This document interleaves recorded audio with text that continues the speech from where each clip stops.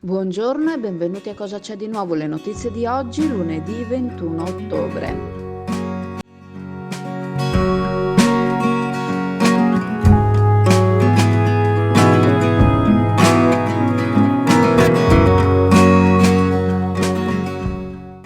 È la seconda volta che pubblichiamo una notizia di un furto di una bicicletta elettrica, in questo caso una XP, dal valore di 1800 euro nuova, che è stata recuperata grazie all'antifurto satellitare GPS. È successo, il furto è avvenuto durante la sera di sabato e i proprietari poi hanno rintracciato dove era la bicicletta e che era in qualche modo finita nel piazzale che c'è vicino alla stazione ferroviaria di Chioggia, e qualcuno aveva anche bloccata con un altro lucchetto. La bicicletta era anche visibilmente rovinata, proprio utilizzata in modo sicuramente così, in modo assolutamente menefreghista, ma da quel che ci riferiscono, oltre a quella bicicletta ce n'era un'altra, anche quella rubata, quindi c'è stato l'intervento dei carabinieri e sembra, però non ve la diamo per confermata, che il presunto ladro sia stato identificato e sia una persona di origine straniera, forse un nordafricano, però prendetela in maniera, non abbiamo ancora una conferma ufficiale. Sembra anche che questa persona addirittura avesse un documento falso. Ormai è evidente che Chioggia, che c'è un numero importantissimo di biciclette elettriche, è praticamente obiettivo di tantissimi ladri specializzati che arrivano col furgone. Ancora mesi fa ci avevano detto addirittura che un nostro conoscente ha visto un attimo, proprio addirittura in Campo Marconi, da un camion sono scesi e hanno preso una bicicletta al volo, l'hanno caricata, non hanno fatto in tempo neanche a dire A e non hanno fatto neanche in tempo a prendere il numero di targa, e questo in pieno giorno. Tornando al caso di specie, il presunto ladro sarebbe stato identificato dai carabinieri. Un consiglio che diamo a tutti è quello che le biciclette comunque hanno un numero di matricola e conservate i documenti quando l'avete acquistata, in modo tale da dimostrare che la bici è di vostra proprietà, perché altrimenti può succedere che non riusciate a dimostrarlo e quindi la bicicletta finisce sotto sequestro, quindi c'è un iter più lungo per poterla recuperare. Questo è quanto abbiamo saputo fino adesso. L'invito è di dotare le biciclette, visto che chi acquista una bicicletta elettrica dal valore di 1800 euro magari conviene che investa anche sull'antifurto, e visto che i furti di bici ci sono praticamente tutti i giorni. Ricordiamo che il furto precedente, di cui non abbiamo ancora avuto notizie di come è andata a finire, è stato individuato sempre grazie a un GPS ed era su un garage in un condominio di Borgo San Giovanni. Vi mettiamo nel link di descrizione il servizio precedente, e anche lì era senz'altro uno dei furti organizzati. AF Energia ci trovate in Viale Mediterraneo 135 a Sottomarina, dal lunedì al venerdì 8.30, 12.30, 14.30, 18.30. Offriamo il servizio luce, gas, prezzo fisso, prezzo variabile, telefonia, fibra o ADSL per famiglie, imprese e condomini. Qui da noi potete effettuare anche il pagamento delle vostre bollette a una commissione ridotta di 1,30 euro.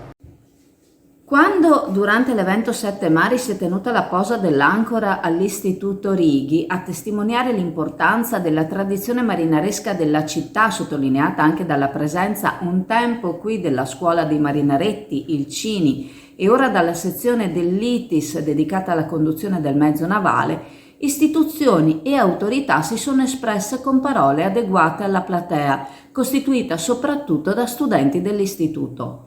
Al vice Elena Zennaro, presente all'evento, il sindaco Mauro Armelao ha chiesto di ricordare ai ragazzi di utilizzare le lucine della bici, sottolineandone l'importanza.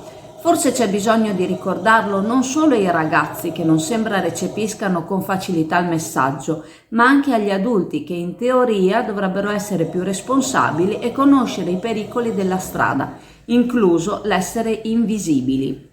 Ieri sera abbiamo visto che sono in molti coloro che le lucine non le accendono, forse per pigrizia o perché non hanno ancora deciso di acquistarle.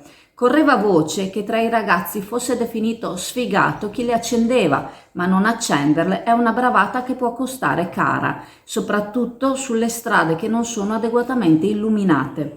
Abbiamo bici elettriche che superano abbondantemente i limiti di velocità nell'invisibilità regalata dal buio, con conducenti che mettono a rischio la vita di chi decide, non vedendoli, di attraversare la strada, o la propria vita sbucando da una laterale, magari contromano, inaspettatamente. Il sindaco invita i ragazzi ad accendere le lucine, ma finisce qua la sua responsabilità? Un sindaco non dovrebbe limitarsi a dare semplici consigli, ma ha la responsabilità di adottare misure concrete e sistemiche per garantire che la sicurezza venga rispettata. Questo può includere, oltre alle campagne educative, anche ordinanze locali e, se serve, mettere in campo controlli adeguati, con i quali si potrebbe anche verificare quali bici sono in regola e quali sono predisposte a correre più velocemente rispetto alle impostazioni di fabbrica.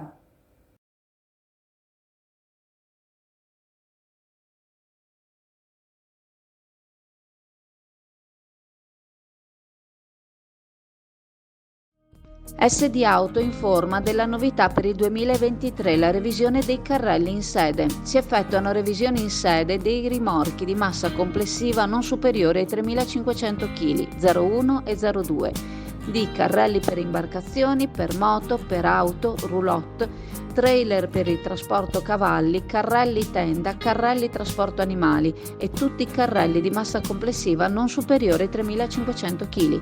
Potete contattare SD Auto per qualsiasi informazione o chiarimento.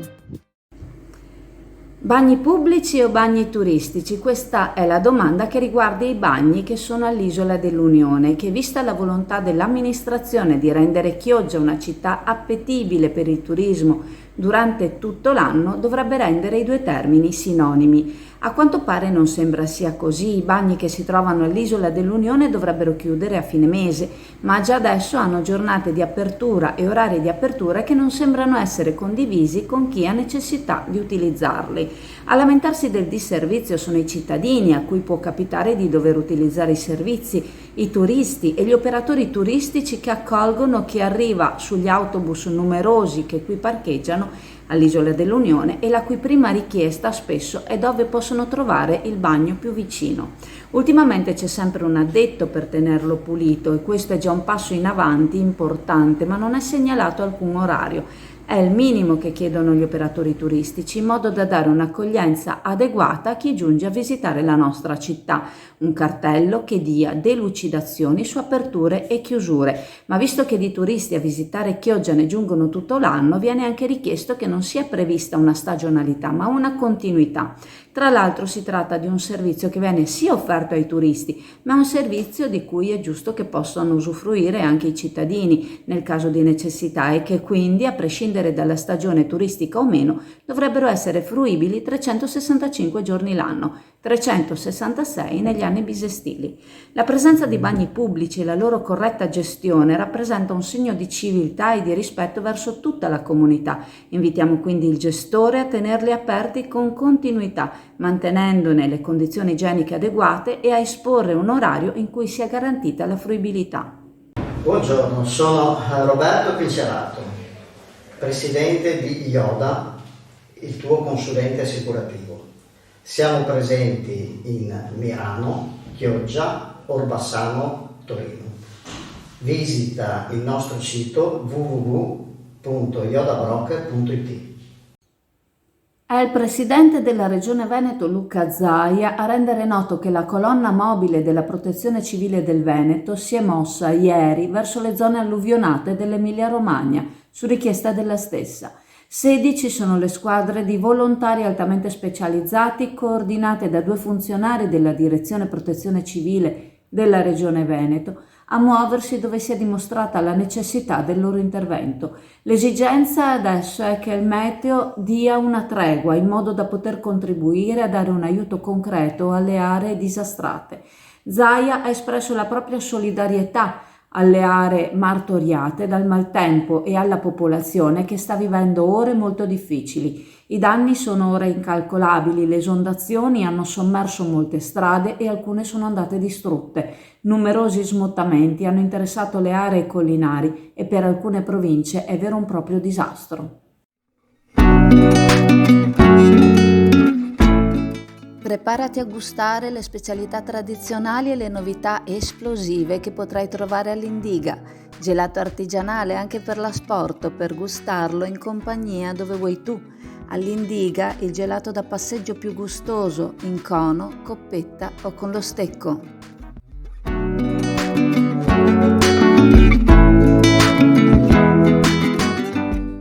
Ricordandovi che la farmacia di turno oggi, lunedì 21 ottobre, è la nuova farmacia in via San Marco a Sottomarina, vi saluto e vi ringrazio. Se volete ci vediamo in negozio alla cartoleria Pegaso a Borgo San Giovanni.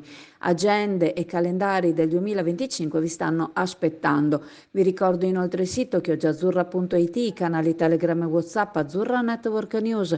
Vi ricordo la nuovissima app Chioggia Azzurra, il canale YouTube Chioggia Azzurra e la pagina Facebook Chioggia Azzurra. Continuate a seguirci e ciao a tutti.